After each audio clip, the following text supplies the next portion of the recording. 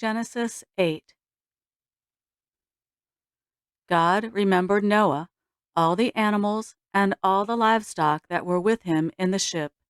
And God made a wind to pass over the earth. The waters subsided. The deep's fountains and the sky's windows were also stopped, and the rain from the sky was restrained. The waters continually receded from the earth. After the end of 150 days, the waters receded.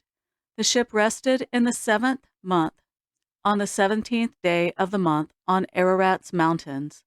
The waters receded continually until the 10th month.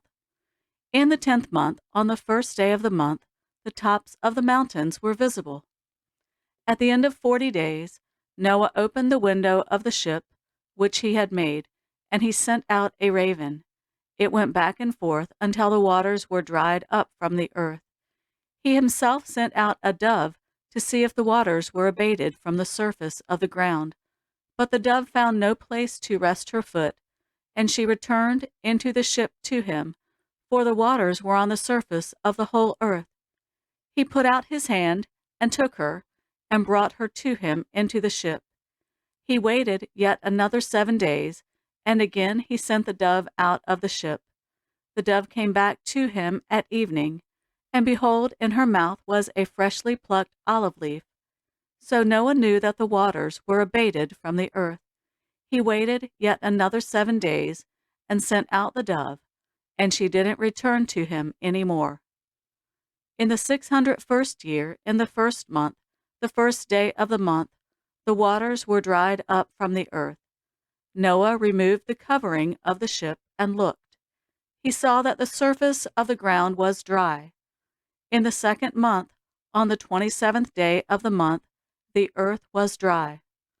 God spoke to Noah, saying, "Go out of the ship, you, your wife, your sons, and your sons' wives with you. Bring out with you every living thing that is with you of all flesh, including birds, livestock, and every creeping thing that creeps on the earth, that they may breed abundantly in the earth, and be fruitful and multiply on the earth." Noah went out with his sons, his wife, and his sons' wives with him. Every animal, every creeping thing, and every bird, whatever moves on the earth after their families, went out of the ship.